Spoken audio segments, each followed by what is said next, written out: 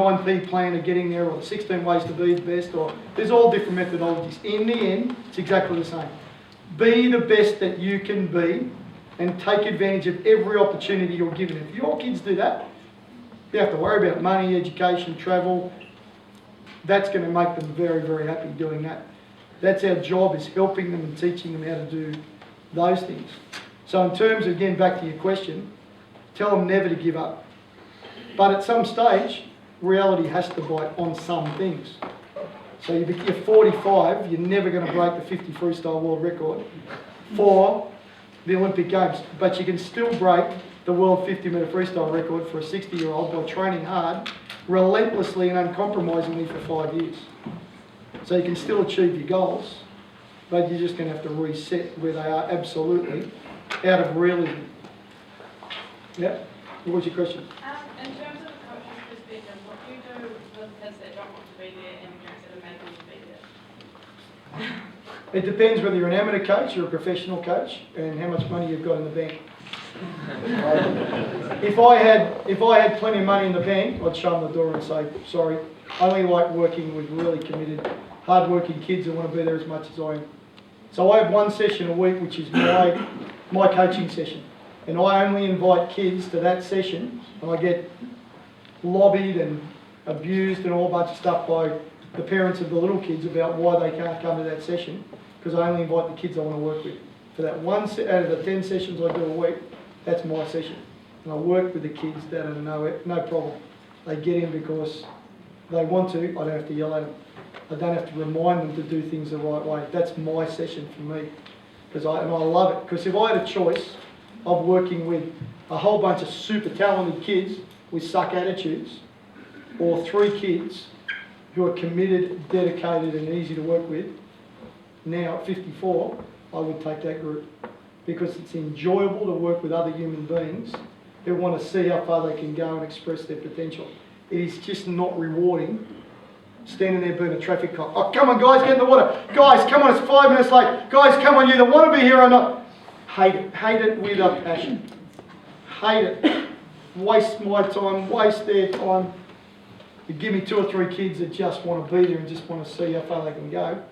Walk over broken glass to do it. But if you're in, you've got to figure out what you're dealing with.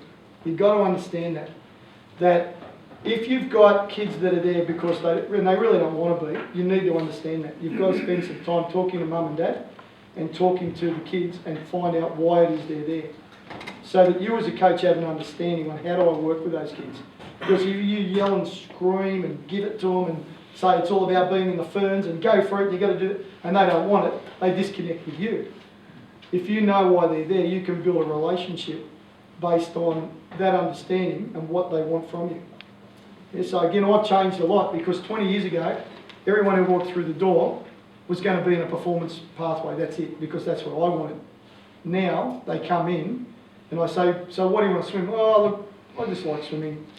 I only come a couple of times a week because I've got violin and netball and footy and other stuff. And I give them what they're asking from me. I don't push them. I don't scream. Well, I never yell and scream anyway in sport, but I don't expect much of them because they're not asking me to.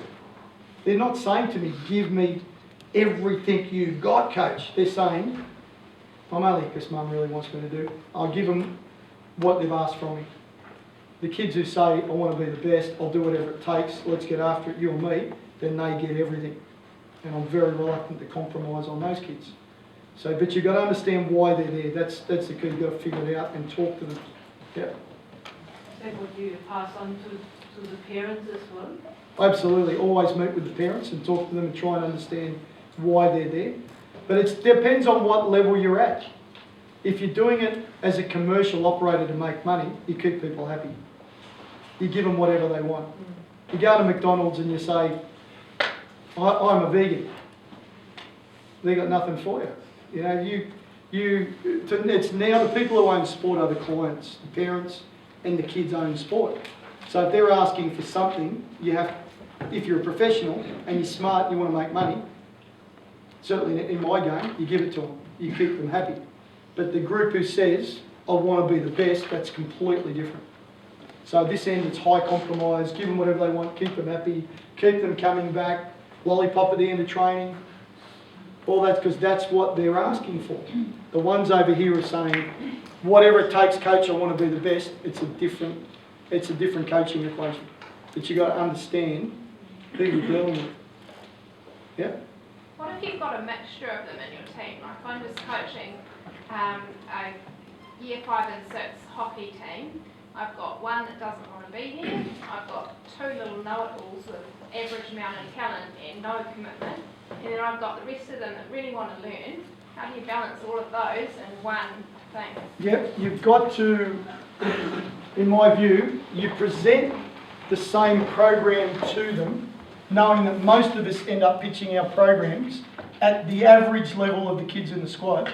Why? Why do we pitch it at average level? Why do you pitch it about mid-range, your training programs? Because if you pitch it at the lowest level, everybody's bored. If you pitch it at the high level, 2 kids can do it. So we generally pitch at the middle. I usually present very similar things, but then I teach the athletes the easy way, hard way, and I teach them how to do something special with it. And we work with the athlete, and we allow the athletes to take ownership, not of the program. So that example before with Piercy, very, very rare. I set the program, and I set the drills and the techniques and so on, but we teach the athletes that if they grab ownership of the program, and they challenge themselves to a higher level, then they get more out of it. So we'll go through the ABC story and those things. So the ones who don't want to work, you're obliged, certainly in the school system, you've got to work with them anyway.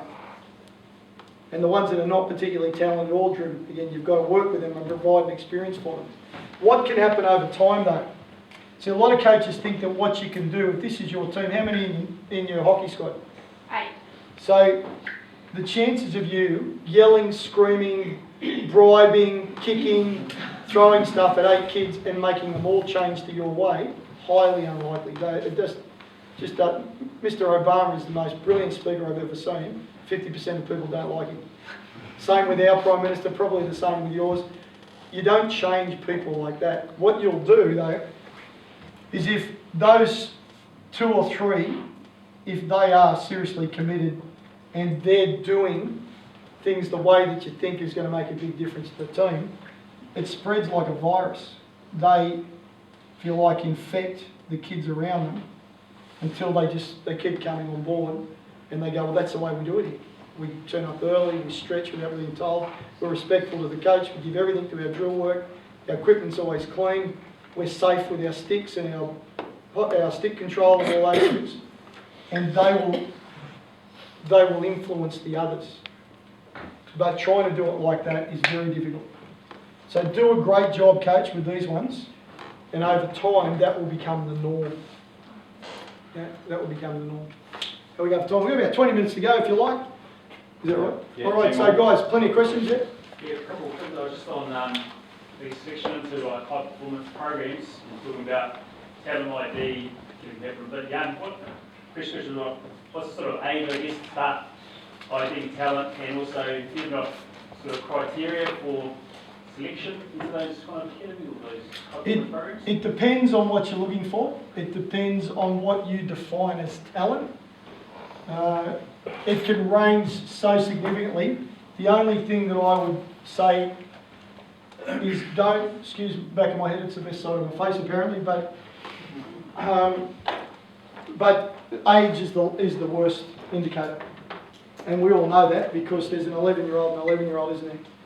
So age, developmental stage is far more important than just age. So that is a bit of a challenge. But if you're going to sit down and select, make sure you've got a very clear selection policy. What is it you're looking for? What is it you're trying to find? So start out with that as a basis. And it'll depend on what you're looking for. What is your strategy? What's the game plan that you've got in place that you believe will be effective in the competition you're going for, and who are the players that are best able to deliver that game plan for you? So you've got 2 ways, haven't you? You pick the players and then build a game plan around them, or you come up with a game plan and you pick the players to deliver the game plan. So you've got 2 different strategies. But age is, I've never seen anything anywhere in the world that says At 10, you must do that. At 11, this is what you need to do. At 12, you must do that because of 12 and 12. Not only that, a lot of boys when they're 10 still believe they could be a fire engine when they grow up. So there's an emotional difference. Right? There's an emotional, there was one of the kids, I don't know if the triathlon guys who were there with me the other night, one of the kids said, when do you know, or when do I know when a young triathlete's ready to make the step to be a pro? And I said, it's their time when it's their time. When they make the emotional commitment and they understand what that means, they're ready to go. Because it's more about their attitude and their level of commitment than this or this, because this will change, this will all vary. It's when they say, look, I'm 15, like I've got a girl at the moment, 15, that said, I'm sick and tired of getting 4th, 5th, 6th, I want to start winning. What I've been doing isn't enough, can you help me? What do we need to do to win? So she's emotionally there. Physically she was there 2 years ago, but emotionally she's only there now saying, yep, I want to do it. So take all those things into consideration. I can't give you any hard and fast rules. I really can't. But one thing I will say, if you tried to pick on commitment, dedication, all those things, you get your legs cut off because people can't see those things. So you've got to go, as a selector, you've got to go on what you can see and what other people can see, or be prepared for a hell of a backlash. Yeah, be prepared. Imagine saying to a parent, your son misses out on playing rugby. I know he's the biggest and strongest and he scored 62 tries in 3 games, but this kid over here is far more dedicated. And he's this big, and he wears size 3 shoes, and he's, but he's the most dedicated kid. So you've got to be a little bit of common sense. Yep. Yeah, a lot of what you talk about, say... Is rubbish, as you're about to say? You've got to say that after I leave. Yeah. But no, you talk about sort of engaging and trying to understand the athlete and communicating with the parents. But if, say, you're coaching a team sport at a schoolboy level, how can you do it if you've got X amount of time? As someone coaching a team sport, I can't spend time communicating with all the kids, all the parents, or... Okay. Just throw a couple of ideas at you.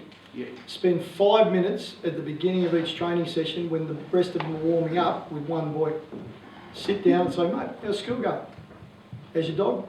Still out playing around with your dog? How do you think your footy's going at the moment? Well, look what I've noticed. Your D's going really great. It's great. Your arrival tech's fantastic. Your technique generally is pretty good. I think you need to get your hips up a little bit higher on contact. What do you think? Yeah, coach. Mate, great having a chat with you. That's all it takes. Just little moments where you, great phrase we like, kids don't care how much you know, they want to know how much you care. Just connecting with athletes 5 minutes before, 5 minutes after. If you train twice a week, that's 4. Over 5 weeks, you connect with every kid in the team. With parents, email, Facebook, Twitter, meetings, one-on-one meetings, group meetings, school newsletters. There's a lot of different ways that you can get through them. But it's really important that you're talking with the players. If it's important to you, you'll find time. 5 minutes before, 5 minutes after every training session to try and meet one-on-one with a player just out in the field. It doesn't have to be a big deal, but just that you're making the effort to make that connection and understand who they are. I agree, time's really short. A lot of people who get taken in to work with junior sports teams are parents and they've got no time. And they're just thrown into the deep end and you're expected to be a physiologist, a biomechanist and a psychologist and a father confessor and a planning and program writer and health and safety officer and legal department. You expect to do all those things with next to no training. But there's always a way. We were just talking about footy before, that with my far more learned colleague, that I got thrown into the deep end of the sucker punch of all sucker punches. Friday night before our first game, coaching the under-9s, Southport Warriors on the Gold Coast where I live. The phone goes, hello, Wayne Goldsmith. Wayne, terribly sorry, we've got no coach for you in the under-9s. Your son, if you don't step up or somebody in the group doesn't step up and coach the under-9s, there will be no team this year. Funny it happens in Australia, doesn't happen anywhere else in the world, does it? Never ever been put in that position. So I say, give me half an hour, ring up my assistant coach. I said, Bets, can you take the kids Wednesday afternoon, I'll take the soccer team. Football team, sorry. Alright, football team.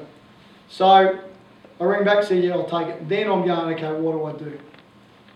I love football. I just think the skill level, particularly of Lionel Messi and some of those guys, my kids and I watch them all the time, mind-blowingly good athletes. So I ring up my mate who's the head of community coaching for the Football Federation of Australia, Leslie B. And I said, Leslie, guess what I've done? He laughed himself silly for 5 minutes. He said, all the years you've been in it, you idiot. Why did you do that? I said, well, if I didn't do it, there's no team. We've all been in that position at some stage as parents. And I said, Les, what should I do? And he said, do the opposite to what you think you're going to do. And I said, what's that? And he said, well, you're a swimming coach. He said, I know what you want to do, what you think you're going to do. What's that?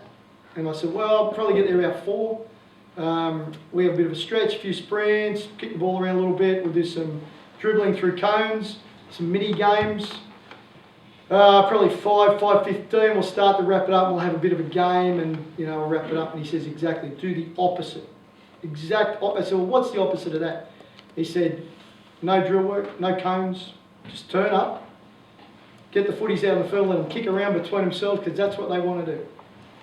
Not only that, get mum and dad out there with you and let them kick it around to their kids. And then within a few minutes, start a game. And just make the game the teacher. And have a bit of fun with the kids. And get out there and run around yourself. Get yourself a pair of boots. I've got a nice pair of orange ones. Yeah. Run around with the kids. Dads are out there, they're having a ball. And he said, and if you see an opportunity to enhance a skill, stop the game for 2 minutes. Teach the skill. Have a great bit of time. So it was throw-ins. And I said, guys, all I know about throw-ins, 2 feet on the ground, wherever you point your elbows is where the ball will go. So let's see how far can you throw it. And I'll stand here and see if you can hit me with the ball. A whole bunch of stupid things. See if you can throw it at your parents. Yeah, that's good, now let's go back to the game. And he said, not only that, Wayne, finish it at 40 minutes. That's all you need. But intensity a little bit higher than the game you're going to play. No laps, just that's it. We've been doing it. We get beaten. We got beaten 16-1 the other week. We've won a few. We've had a few draws. But man, I guarantee, we may not win everything, but I guarantee all those kids will be back next year. Parents are non-issue. I'm not there for the last 3 games. One of the other dads just steps in because he's playing with them all the time. Don't matter if I'm there or not. It's fantastic. I don't know if it's the right way to teach footy. There's a couple of very good footy brains in this room. But man, we love it. And the kids love footy like you wouldn't believe. I've got 3 girls who've never played competitive sport before who were pretty hopeless when they started. And one of the boys, they're having a ball. They're having a great time. They're feeling good about themselves. Mum's out there kicking the footy with them. It's bloody brilliant. There's always a way. There's always a way to get your objectives. So even for someone who knows nothing about footy, I've got a bunch of kids who are learning, who love the game, getting fit, having great relationships with their family. Even if it doesn't work, they're all going to be in football next year, which is such an important thing for me to achieve as an inexperienced coach. But doesn't it suck, don't it? When they put you in that position, you've got to put your hand up because there's nobody else. And you're looking behind. There must be somebody else. It can't be me. It can't be me. But it is. Okay guys, so time for a couple more quick questions. Where are the time?